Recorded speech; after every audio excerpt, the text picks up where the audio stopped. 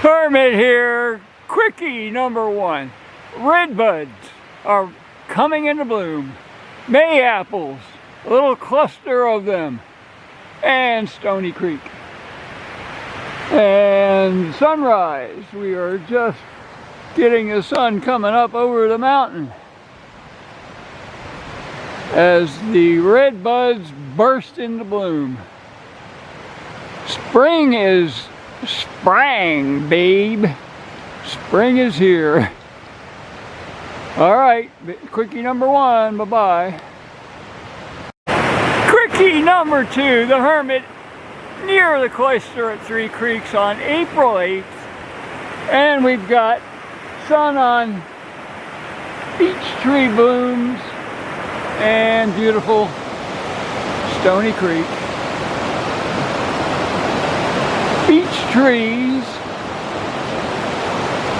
don't really have showy blooms, but with the sun hitting them like this with the backdrop of shade, not a bad look. End of quickie number 2. Now I gotta find a number 3, you know, because I always do odd numbers. Bye-bye. Okay, quickie number 3. April 8th, sunny day, frosty weather, and we're looking at, well, we're sitting under a ash tree that has bought the farm thanks to the old emerald ash borer, invasive number 1. This is all about invasives in this little video. Invasive number 2 is this little shoot here that's taking advantage of it, and this is it too. It is the tree of heaven, and boy, if there's ever was a badly named tree, it is the tree from hell. It just spreads like crazy given any opportunity, and here with this ash tree gone, it's gonna just shoot up and take over the area. The ground cover is what you call the ditch lily, the day lily that is called the tiger lily. They grow along creeks, have gone wild, but they came from Europe. They were brought from Europe as decorative plants, and the deer like them. You can see some of them have been clipped off by deer browsing, but the deer don't do much damage. The official name of them is the Hemerocallis fulva europa, and that is named because it comes from Europe. And even there, it kind of was cultivated. It probably originally came from Asia. And people love it in their gardens. You plant it and forget it, and it just spreads and grows. And I like them, but I mean, flowers are very pretty, but it is an invasive. And nowhere as near as bad as that tree of heaven, which is probably the invasive that I hate more than any other tree. Its leaves and sap stink among everything else. So I'm focusing on Stony Creek while I ramble on about all the bad trees. Okay, video shorty number 4, gigantic fungus. This is a fungus that specializes in the black locust.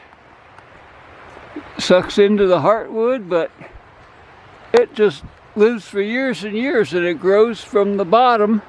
There's another one in the background that you can see, and it has its own little ecosystem on top, and it just has layers. You can see the layers, and it's growing downward and getting its nutrients from inside the heart of this living black locust tree, and it actually has to import the moisture into that heartwood because the black locust heartwood keeps itself as dry as a bone.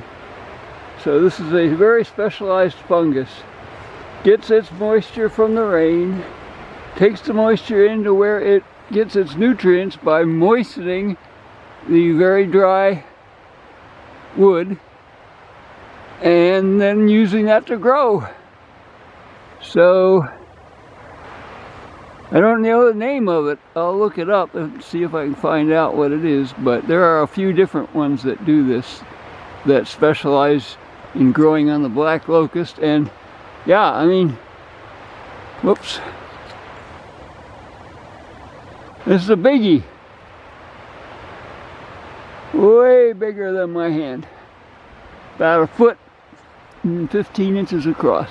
Okay, quickie number 4. That's all there is to that. Hermit very near the Cloister at 3 Creeks on sunny April 8th. Bye-bye. Okay, quickie number 5. A new spring discovery. I'm here at Our Lady of the Loudwater. And of course, she overlooks the Loudwater,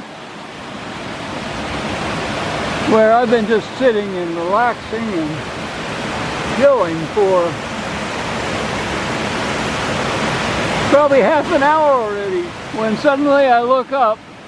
First of all, she sits right next to this old dead tree that used to stand upright last year and fell over, and that bark, suddenly I realized, look at that, that is a flowering cherry bark with the big, wide, narrow, horizontal lenticels. Well then, lo and behold,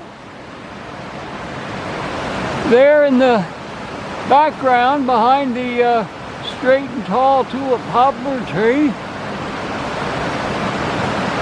there's a flowering cherry, and it's practically finished with its bloom. A few of the flowers are still there, but this is only the second live flowering cherry, late flowering cherry I've found at the Cloister at 3 Creeks. So thank you, Our Lady of the Loudwater.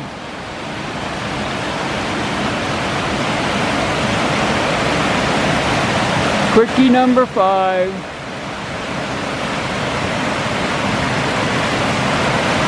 Signing out.